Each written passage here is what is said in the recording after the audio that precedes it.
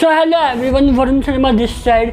How are you all. उम्मीद करता हूँ आप सभी अच्छे होंगे और आपको पसंद आ रही होंगी मेरी वीडियोस, मेरी स्टोरीज़, मेरा काम, मेरी बातें, मेरा अंदाज़ और मैं खुद।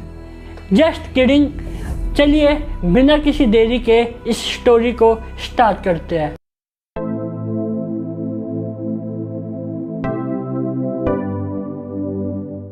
एक बार एक आरव नाम का लड़का होता है जो 5वीं कक्षा में पढ़ता होता है।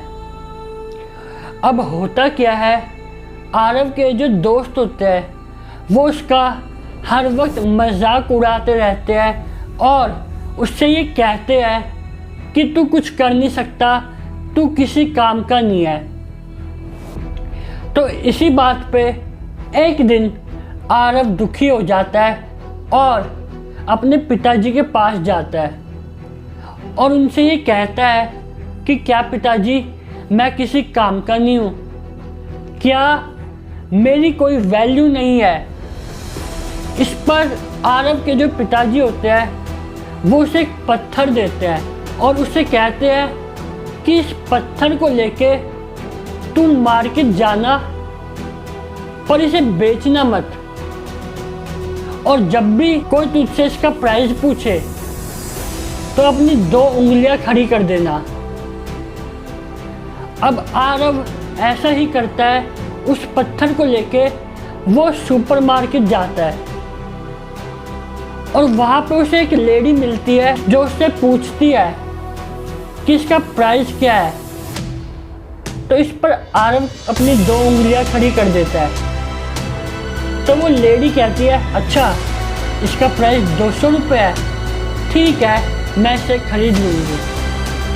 पर आरव वैसा ही करता है जैसा कि उसके पिताजी ने उसे कहा होता है। वो पत्थर बेचता नहीं है और उसे वापस ले आता है। तो जब वो वापस उसे लाता है तो उसके पिताजी उसे शाबाशी देते हैं और कहते हैं कि इसका प्राइस क्या बोला। तो आरव कहता है 200 रुपये।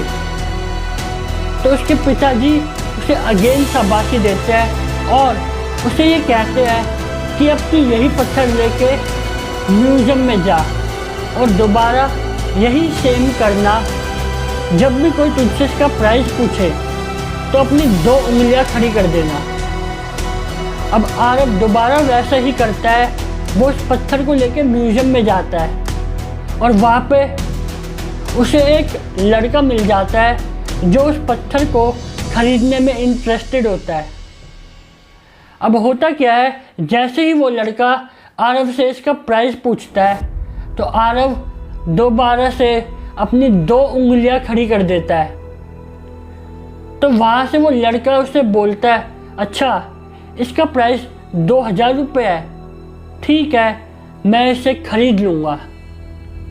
अब आरव दोबारा वैसे ही करता है। वो पत्थर को बेचता नहीं है, दोबारा अपने पिताजी के पास ले आता है। अब उसके पिताजी उसे शाबाशी देते हैं और कहते हैं कि अब तू यही पत्थर लेके एक सुनार की दुकान पे जा और तुझसे वो उसका प्राइस पूछे तो अपनी 2 उंगलियां खड़ी कर देना। अब आरव दोबारा वैसा ही करता है। जैसे ही वो अपनी 2 उंगलियां खड़ी करता है तो वो सुनार उसे बोलता है, अच्छा इसका प्राइस 2 लाख रुपए है, ठीक है मैं इसे खरीदने के लिए तैयार हूँ, तुम इसे मुझे बेच दो। अब आरव उस पत्थर को बेचता नहीं है और अपने पिताजी के पास ले आता है। तो उसके पिताजी उससे ये कहते हैं कि उस सुनार ने इसका प्राइस क्या बताया। इस पर आरव बताता है कि उसने 2 लाख रुपए बताया। तो उसके पिताजी कहते हैं कि बेटा तू कुछ समझा, हर इंसान कीमती है, हर बच्चा कीमती है, उसकी वैल्यू कोई लगा ही नहीं सकता। पर यह डिपेंड करता है कि वो किन लोगों के बीच में है और कौन सी जगह पे है।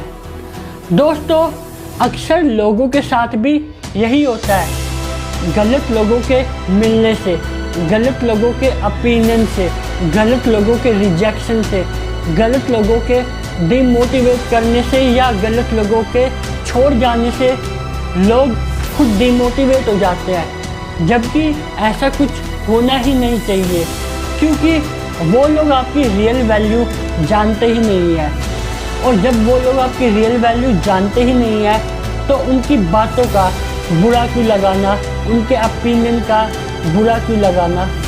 इसलिए हमेशा उन लोगों के साथ रहो जो आपकी वैल्यू को समझते हैं, जो आपके ओपिनियंस को समझते हैं, जो आपके टैलेंट को समझते हैं और जो आप लोगों को समझते हैं। आप अपने आप में एक ब्रांड हो, बस आपको ज़रूरत है राइट प्लेस की, राइट लोगों की, जो आपको समझे, जो आपके टैलेंट को समझे और जो आपकी रियल वैल्यू को समझे। अगर ये स्टोरी अच्छी लगी हो तो वीडियो को थम्स अप दो और कमेंट करके बताओ यार कौन सा स्टोरी पार्ट आपको फेवरेट लगा।